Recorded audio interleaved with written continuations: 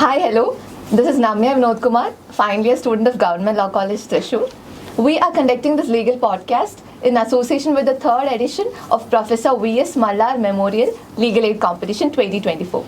So we have two special guests with us, and one is Advocate Sandhya Raju ma'am and the other one is Della Davis ma'am. So I welcome them to this our podcast. So coming to Advocate Sandhya Raju ma'am, she is the founder and managing director of the Center for Constitutional Rights Research and Advocacy.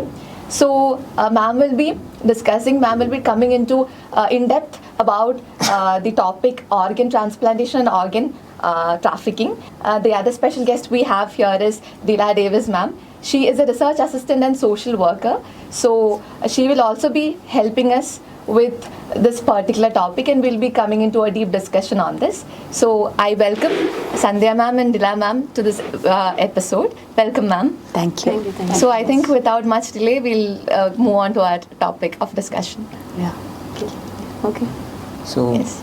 basically, we would like to know, especially about the act, that is THOA Act. Then, what are the social implications of this act, and how exactly the thing today that organ transplantation is going on these days? That's what we are actually planning to discuss. Okay. At the outset, let me thank you for inviting me for this. See, when we talk about organ transplantation, it's a very sensitive issue. And when we say it's a sensitive issue, it's because, there is a person who requires the particular organ for protection of their life. And it's a life-saving kind of issue. And the other person, the donor is actually coming forward to say that I am willing to provide this. Now, somehow, this giving and receiving of a particular organ has become a very commercial aspect nowadays.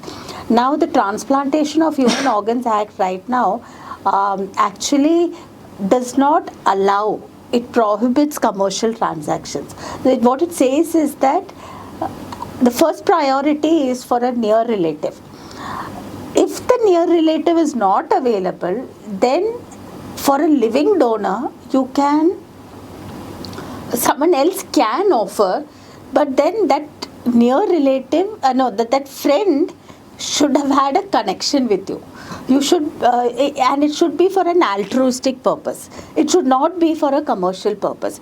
So what happens is that when you're talking about altruistic and we're talking about a commercial purpose, the thing is, people take advantage. So it's like we were just discussing.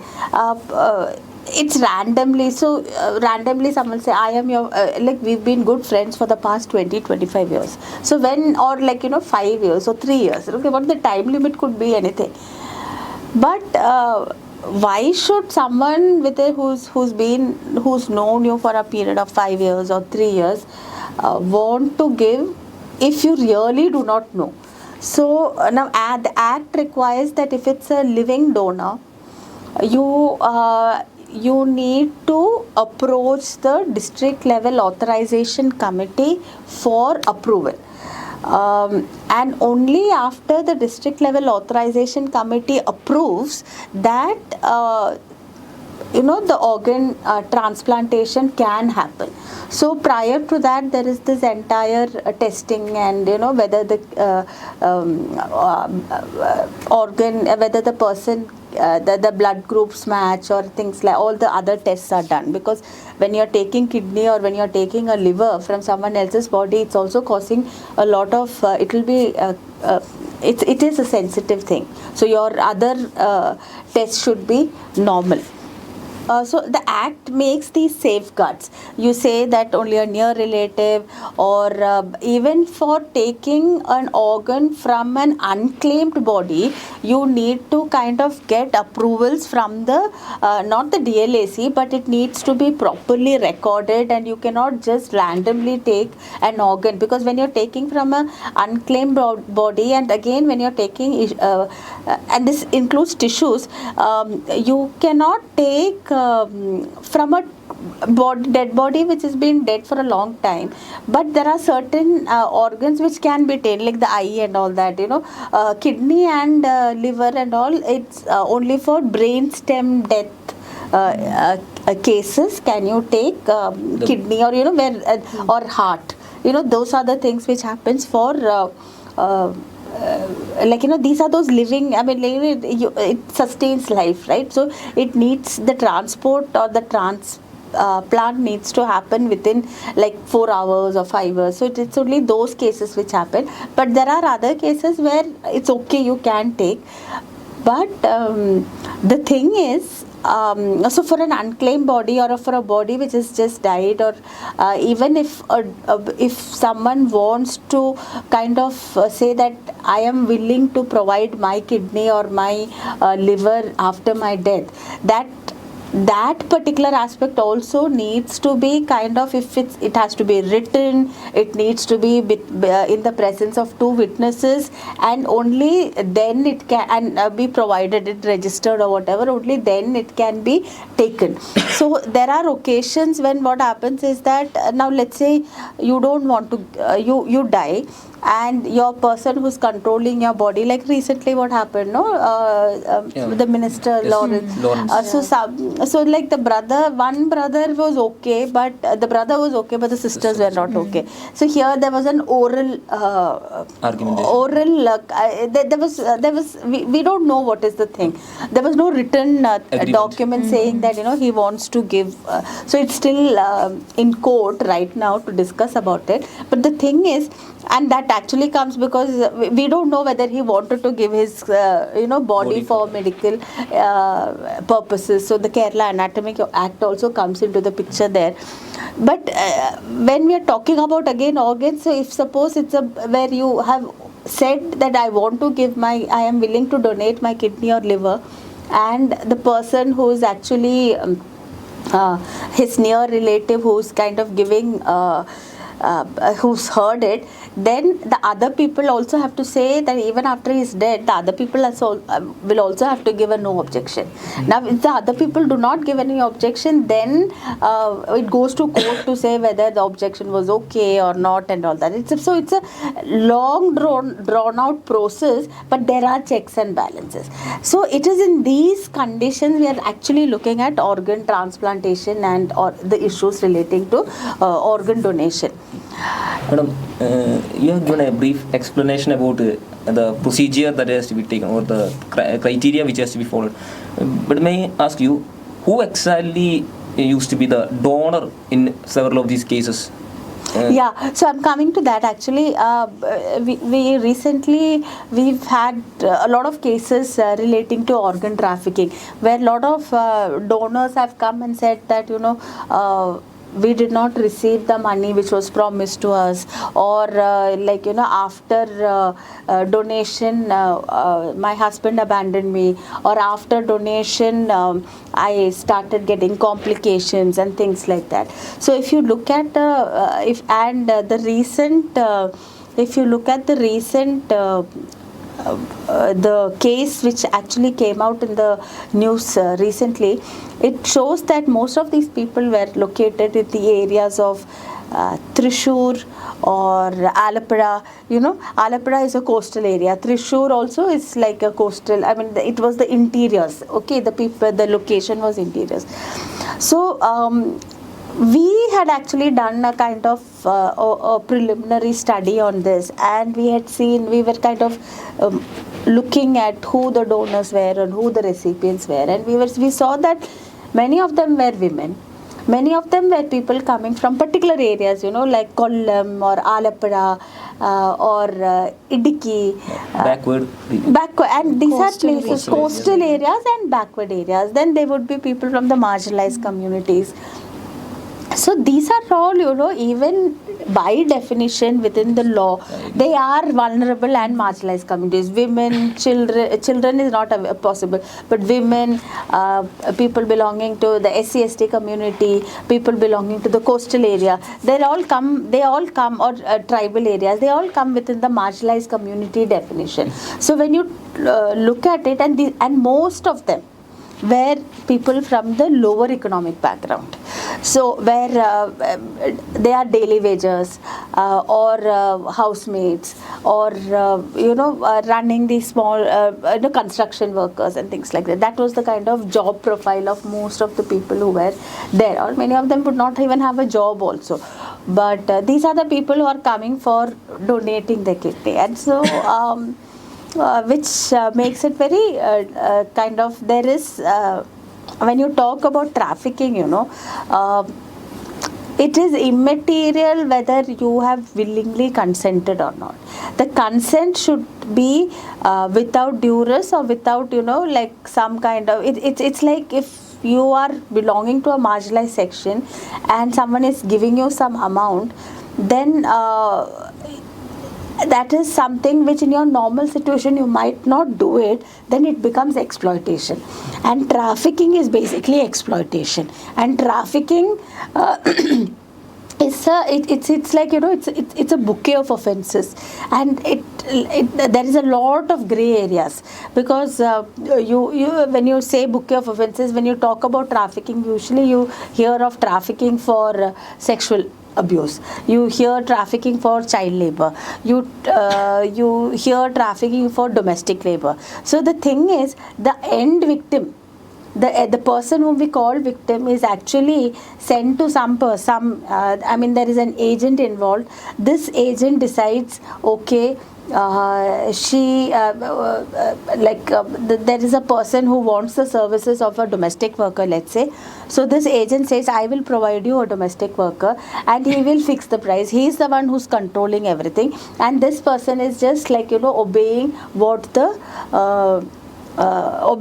the agent is saying. So here also in this organ thing, they are saying, okay, you need money, there is a person who requires kidney, or and giving a kidney is not a very it's a safe thing, and you can live with one kidney, but you will get lots of money for this. So they said, okay, I need the money, so let me just go, and if the blood group matches and all that, then this entire thing happens. So here these people who are hardly 10th standard pass or 12th standard pass, or people with lower economic background, they don't even understand the implications of a donation. So that is something which is actually exploitation, and that is actually also the ingredients of trafficking, as you say, all come into it. But it all becomes very difficult to implement or to enforce that. Yeah.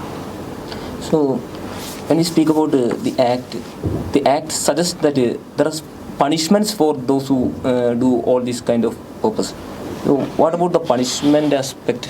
See, if it's legally proved, as lawyers we know that we need evidence, and the investigation has to be proper, and if we find the evidence, we can definitely convict, and then punishment is, I think minimum 10 years imprisonment happens. But the vision of altruism is there everywhere. It's more like, everyone feels that whether it be the police, whether it be the judiciary also, you kind of tend to give a blind eye, I would say sometimes, because thinking, oh, the recipient is in a very serious health condition, so this fellow is willing to come.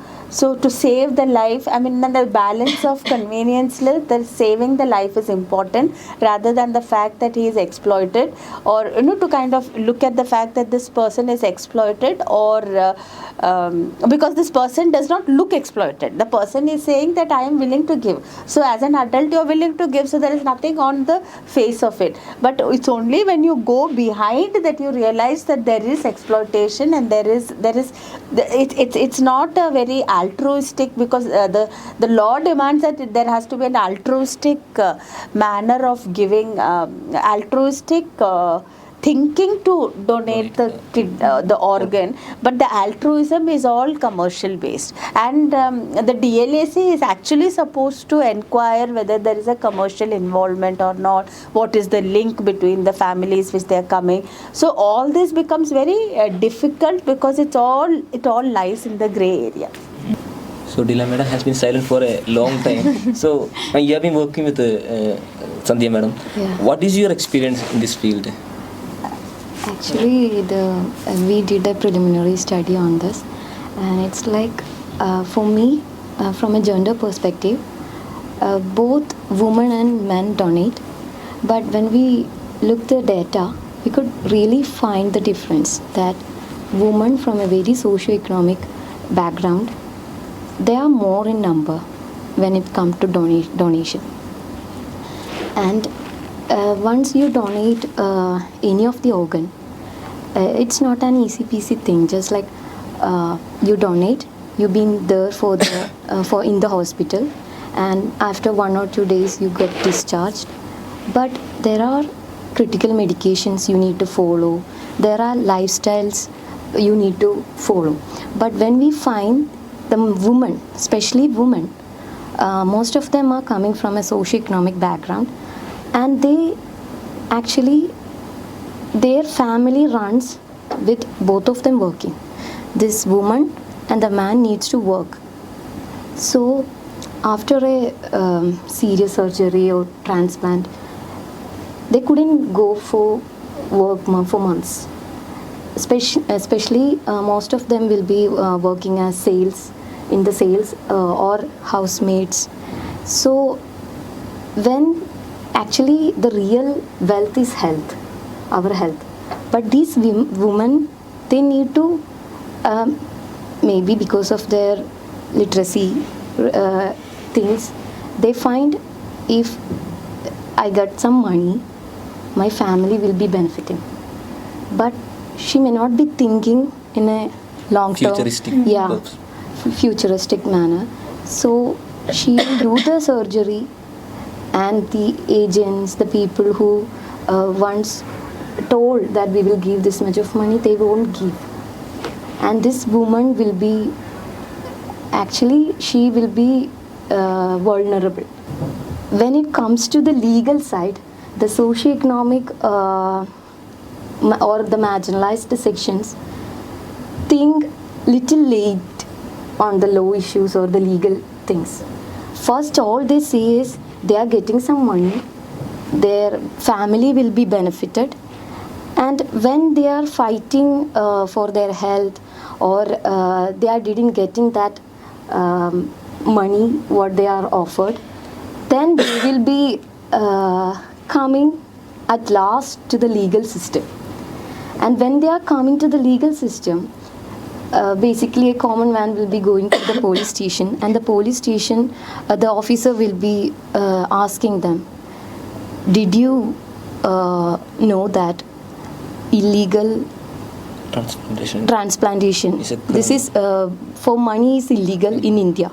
So the woman and the man, they are like, yes, nothing can be done. Yeah, I know.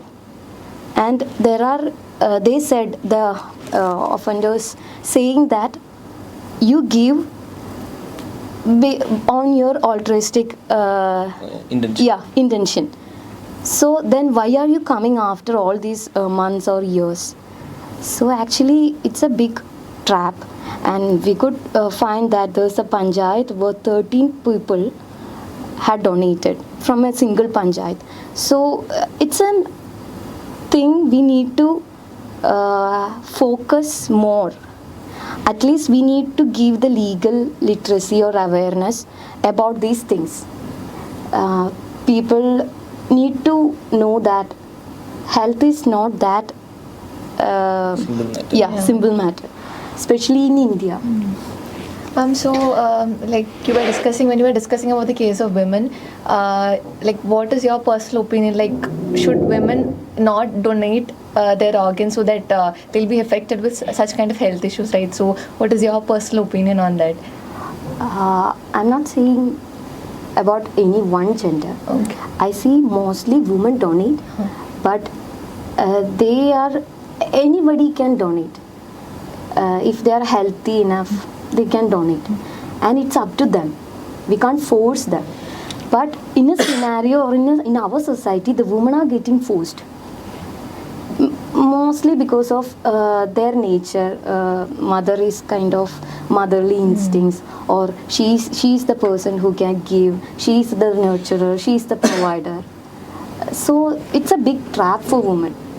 Actually, women health or the gender perspective must be, we need to talk more about it.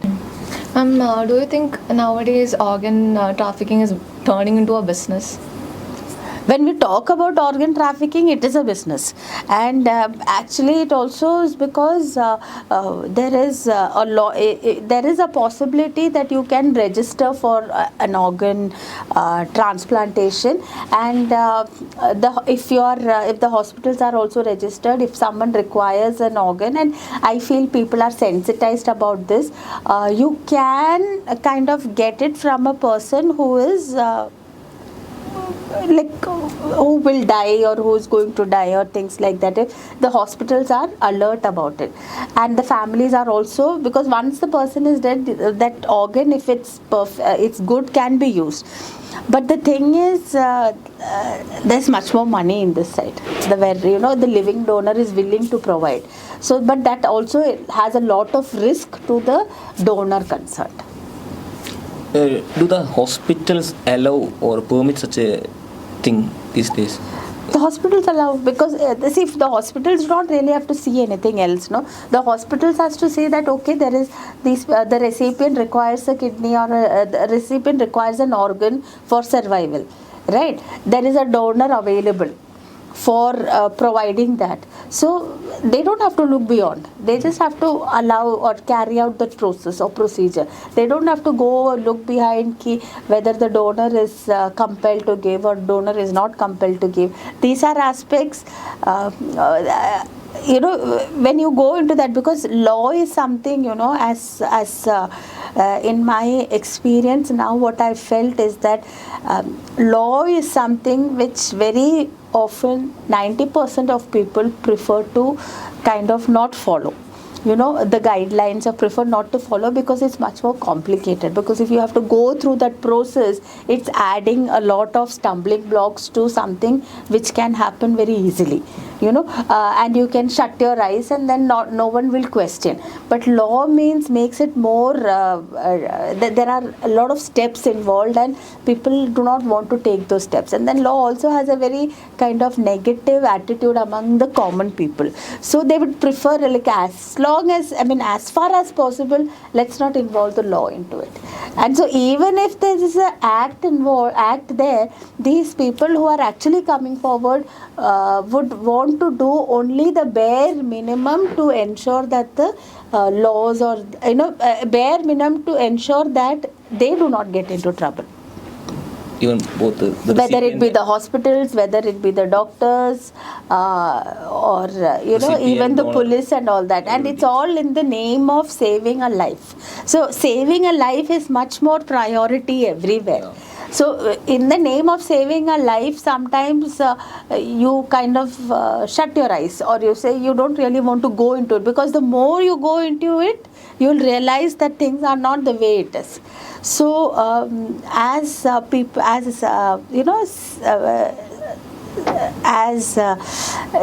person who is running an organization which is towards ensuring that people also understand. See, the idea is laws are framed, our entire concept is based on legal advocacy and legal sensitization. And I say legal sensitization and not any other word, because it is essential that we know what the law is and we try to follow it as much as possible, the rules and guidelines, because it ensures that you are protected. Because the more we cut off, we have these shortcuts, the more people could be exploited, or the more people will be, they will be at a disadvantage. What more can the law do in order to prevent this kind of trafficking? What is your personal opinion? Personal opinion, I feel there should be a sensitization about this issue. We are not saying that in urgent cases where people are willing to donate, there could be people who are willing to donate, that's okay, fair. But they should have an informed choice about the implications of donation of a major part of the organ. Actually, there should be a larger sensitization of these issues, and I feel law students can play a great role in kind of doing this legal awareness. Yeah, for me, it's like don't think everything it's related to that. Everybody doing everything in an altruistic manner. Even though you are coming from a religious or a very faith-based organizations or anywhere, you need to have, before you are trading your health, you need to think twice or thrice, especially women and the younger generations also. So I think we'll wind up the session. We were able to discuss this particular topic since it is a very complex and serious issue. I think we were able to cover a lot about this. So thank you so much, ma'am, for coming here and being a part of this podcast. It's an honor for us to have a discussion with both of them. Thank you so much, ma'am, for coming here. Thank you so much. It's our Thank you so pleasure. much.